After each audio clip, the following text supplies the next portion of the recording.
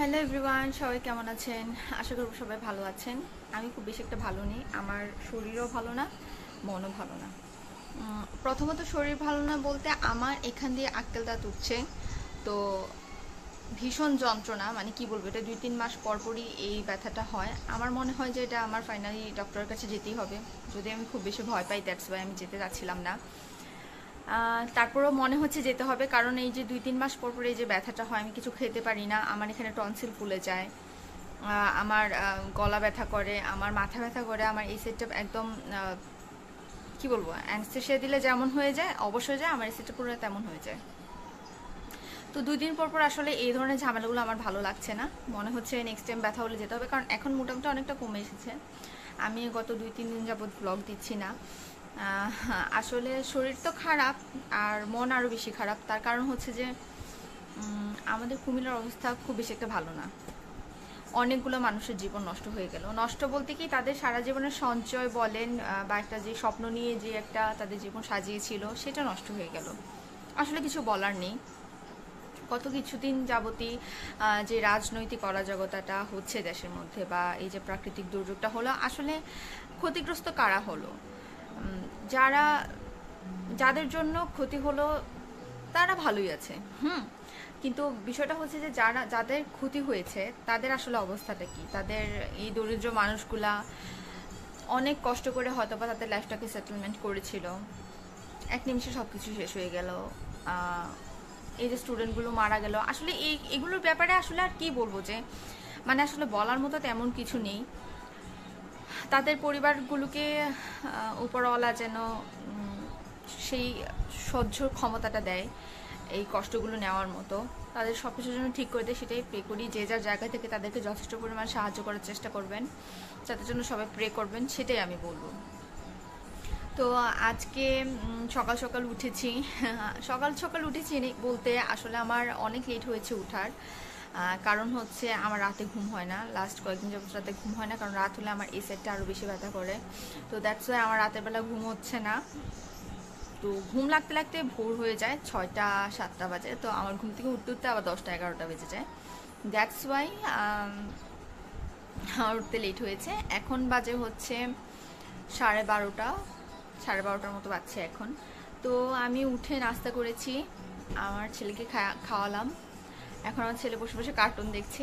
তো আমি আমার অন্যান্য কাজগুলো করব, অ্যাজ লাইক আমার এখানে একনি প্রবলেমের সেগুলোর স্কিন কেয়ার করবো। আজকে বাসার বাইরেও কিছু কাজ আছে, যেতে হবে। অ্যান্ড আর তেমন কিছু আজকে নেই, কিছু রান্নাবান্না করবো না আজকে। মাই তো সবসময় রান্না করে, আমরা আসলে আমাদের মতো করে কিছু খেতে ইচ্ছে করলে সেটা রান্না করি, সেটাই আর কি। গত এক সপ্তাহ তো বেশ বৃষ্টি ছিল, তবে আজকে খুব বেশি একটা বৃষ্টি, আজ খুব বেশি একটা বৃষ্টি বললে ভুল হবে, গতকালকে তো রোদই উঠেছে, আজকেও রোদ উঠেছে। ভালো লাগছে ওয়েদারটা, যদিও আমাদের জন্য ভালো হলেও আসলে অনেক মানুষের জন্যই এই ভালো কোনো ভালো না। তো আমি প্রে করব যে তারা যেন খুব তাড়াতাড়ি রিকভারি করতে পারে, এই আর কি।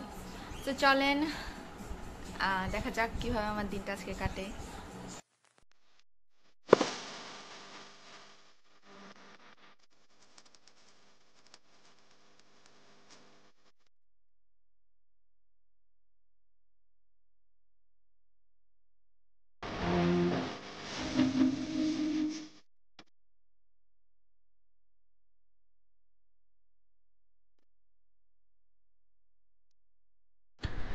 তো বাইরের ওয়েদারটা দেখতে বেশ ভালো লাগছিল, আকাশটা নীল ছিল, সাদা মেঘ ছিল, সবুজ গাছ, দেখতে খুবই সুন্দর ছিল। আমার ছেলে এখানে খুব দুষ্টামি করছে, সে টিভি দেখছে, আবার আমার সাথে দুষ্টামি করছে। তার আসলে এখন ঘুম পেয়েছে, সে নিজেও বুঝতে পারছে না। তার ঘুম পেলে হয় কি, সে বুঝতে পারে না যে তার ঘুম পেয়েছে, কিন্তু আবার কান্নাকাটি করতে থাকে। তো আবার ওকে ঘুম পাড়ানোর চেষ্টা করলেও তখন তার ঘুমাতে ভালো লাগে না, সে সেটা পছন্দ করে না। তো এখানে আমি এলাম, অনেক দিন পর স্কিন কেয়ার করছি। অনেক দিন পর বলতে আমি প্রায়ই করার চেষ্টা করি, কারণ আসলে আমার একনি প্রবলেমটা অনেক বেশি হয়ে থাকে, তো সেজন্য চেষ্টা করি। তাছাড়া আমার এই ধরনের স্কিন কেয়ার, হেয়ার কেয়ার, হেনা তেনা ভুগিচুগি করতে আসলে সত্যিই খুব আলসেমি লাগে, কিন্তু তারপর আমি বাধ্য, কারণ এগুলো আমার অ্যালার্জি থেকে হয়। এই অ্যাকনিগুলা ডাস্ট অ্যালার্জি বা খুব গরম পড়লে আমার আসলে অ্যালার্জি থেকে এই ধরনের পিম্পলগুলো হয়ে থাকে আর কি। তো এই যে এখানে আমি স্পট রিমুভালের জন্য আমি একটা মাস্ক ইউজ করেছি। তো আমার ছেলে আমাকে হাঁ করে দেখছে যে মা এগুলো কি দিয়েছে, এটা কি আমার মা নাকি কোনো ভূতু।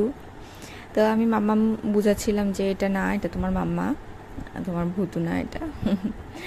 এই আর কি। তো তারপর সে দুষ্টামি করতে করতে নিজে থেকেই আমার কুলের উপর ঘুমিয়ে পড়েছে, কখন বুঝতে পারেনি। ঘুমিয়ে পড়লে বাচ্চাদেরকে একটু বেশি মায়া লাগে, তাই না? তো এই আর কি। তারপর ওকে শুইয়ে দিলাম, স্নান করতে যাব। তো স্নান করতে গিয়ে আমার যেটা আসলে আপনাদেরকে দেখাতে ইচ্ছে করেছে সেটা হচ্ছে এই ওয়াশরুমের বা বাথরুম হোল্ডার যেটা বলতে পারেন। আমি লাস্ট ব্লগে দেখিয়েছিলাম যে আমি কিছু প্রোডাক্ট কিনেছি, তো তার মধ্যে এগুলোও ছিল, বাথরুম হোল্ডারগুলো ছিল। তো এগুলো আমি সেট করেছি, দেখেন তো কেমন লাগে, চাইলে আপনারাও ইউজ করতে পারেন। তো এখানে আমি খাওয়া দাওয়া করলাম, স্নান করার পর আমি রেডি হয়ে বসে আছি। আমার ফ্রেন্ড ফোন দিবে, তারপর আমরা বের হবো, আমাদের কিছু শপিং কাজ আছে।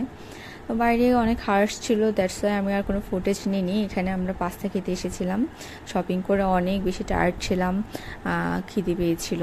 আর এই পাস্তাটা খুব মজা। কুমিল্লা থেকে যারা যারা দেখছেন তারা আশা করি জানবেন যে রেইন ড্রপের পাস্তাটা সত্যি অসাধারণ হয়, কিন্তু যদি কেউ ট্রাই করে না থাকেন তাহলে অবভিয়াসলি ট্রাই করবেন। আর কফিটাও খুব খুব খুব ভালো, একদম বেস্ট একটা কফি কুমিল্লার মধ্যে। এটা রেইন ড্রপের কোনো প্রমোশনাল ভিডিও না, এটা জাস্ট ছিল একটা রিভিউ।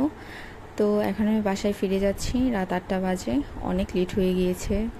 ছেলেও কান্নাকাটি করছিল আমার জন্য। সো নেক্সট ব্লগ দেখার জন্য আপনাদেরকে আমন্ত্রণ রইল। Till then, tata.